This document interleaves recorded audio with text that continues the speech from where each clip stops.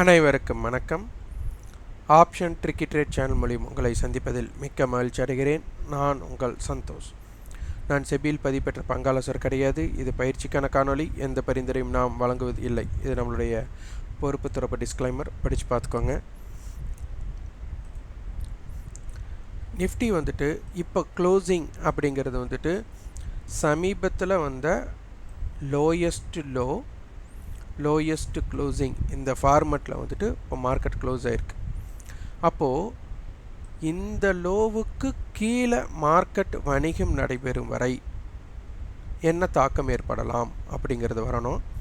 அப்போ மார்க்கெட் ஓப்பனுக்கு மேலே வர்த்தகமாவது கால் செல்லருக்கு உகந்தது கிடையாது. ஓப்பனுக்கு கீழே மார்க்கெட் வணிகம் நடைபெறுது புட் செல்லருக்கு சாதகமான விஷயம் கிடையாது, பாதகமான விஷயம். அப்போ இந்த இடத்துல ப்ரீவியஸ் க்ளோஸுக்கு மேலேயும் ஓப்பனுக்கு மேலேயும் இது கால் செல்லருக்கு ஆகாத ஒன்று. ப்ரீவியஸ் க்ளோஸுக்கு கீழேயும் ஓப்பனுக்கு கீழேயும் இது புட் செல்லருக்கு ஆகாத ஒன்று. இதுதான் லாஜிக்காக நம்ம பார்க்கணும்.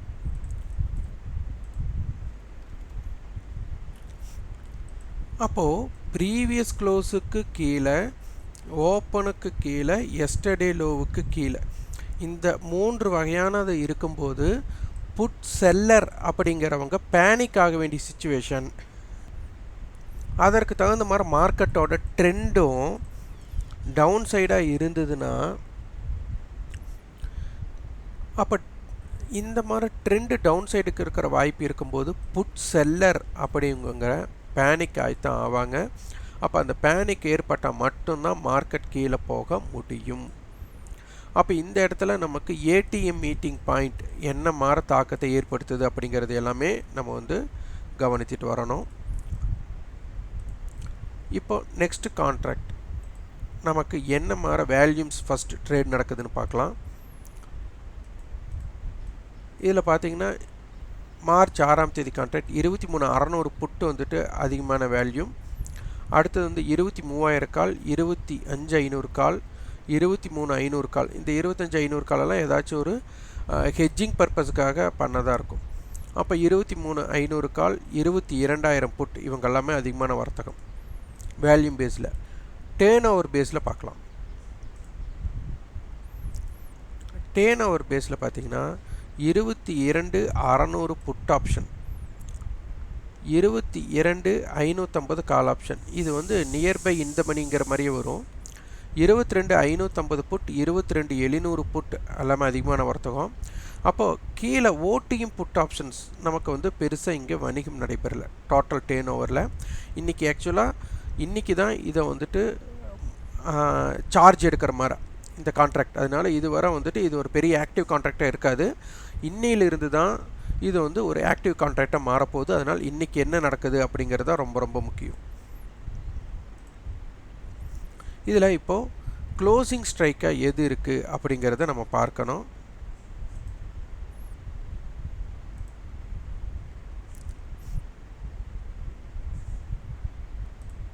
இப்போ க்ளோசிங் ஸ்ட்ரைக்கே பார்த்திங்கன்னா இதுதான் க்ளோசிங்கில் டிஃப்ரெண்ட் கம்மியாக இருக்கக்கூடிய ஸ்ட்ரைக். இந்த 140 பாயிண்ட் அப்படிங்கிறது ரொம்ப குறைவான ஒன்று தான்.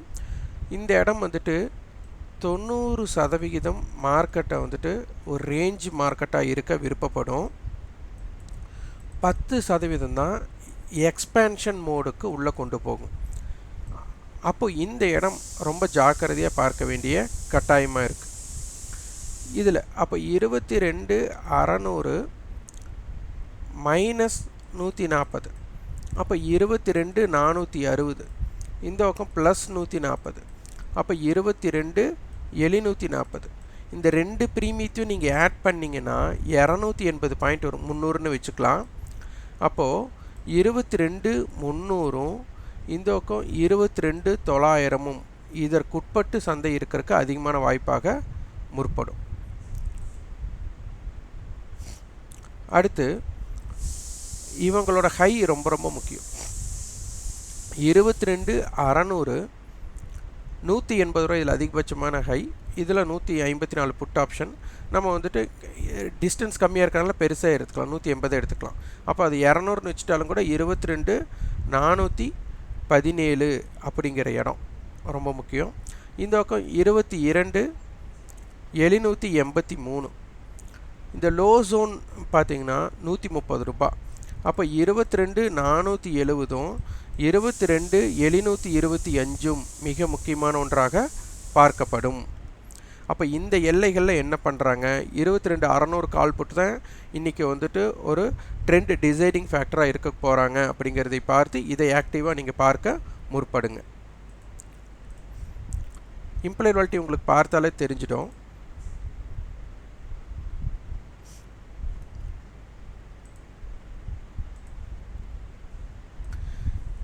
நம்ம ஒன் சைடாக இருக்கணும்னு வாய்ப்பு கம்மின்னு பேசணும்.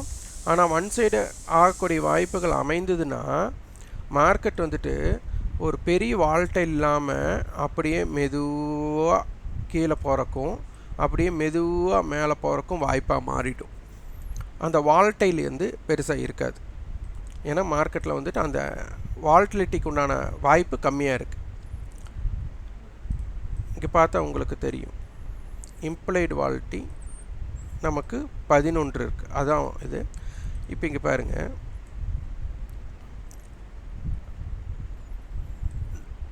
$100 எடுத்துக்கலாம். இது வந்து 160 ரூபாய், இவங்க 178 ரூபாய். அப்போ 8 13 338, 100 ரூபாய் கழிச்சிட்டோம்னா 228 ரூபாய்.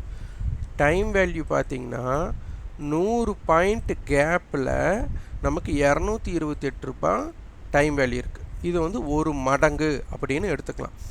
இதே 100 பாயிண்ட் இருக்கிறத இப்படியும் எடுத்து பாருங்கள், 22,500 22,600 193 150 343 100 ரூபா கழிச்சிட்டா 243.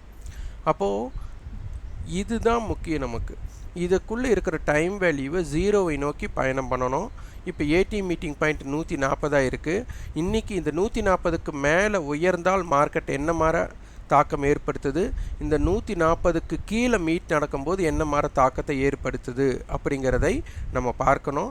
அதே மாதிரி எஸ்டர்டே ஹை எஸ்டர்டே லோ அப்படிங்கிறது நம்மளுக்கு எப்படி ஒரு பிரேக் அவுட்டுக்கு இம்பேக்டடோ அதே போல் நமக்கு 22,600 கால் புட்டோட பிரேக் அவுட்டு நம்மளுக்கு முக்கியம். அதனால் இதனையும் நீங்கள் வந்துட்டு உற்று கவனித்து அதற்கு தகுந்த மாதிரி தான் நீங்கள் முடிவுகள் எடுக்கணும். இதை மிக மிக முக்கியமாக ஆய்வு செஞ்சால் தான் உங்களுக்கு ஆப்ஷன் பையராக இருக்கிறீங்க அப்படின்னா உங்களுக்கு என்ன மாதிரி தாக்கம், ஆப்ஷன் செல்லராக இருந்தால் என்ன மாதிரி தாக்கம் ஏற்படும் அப்படிங்கிறதை புரிந்து கொள்ள முற்பட முடியும். தொடர் ஆய்வு செய்யுங்க. இந்த காணொலி உங்களுக்கு பயனுள்ளதாக இருந்தால் லைக் பண்ணுங்கள், ஷேர் பண்ணுங்கள், சப்ஸ்கிரைப் கண்டிப்பாக ஃபீட்பேக் கமெண்ட் பாக்ஸில் பதிவு பண்ணுங்கள். நன்றி, வணக்கம்.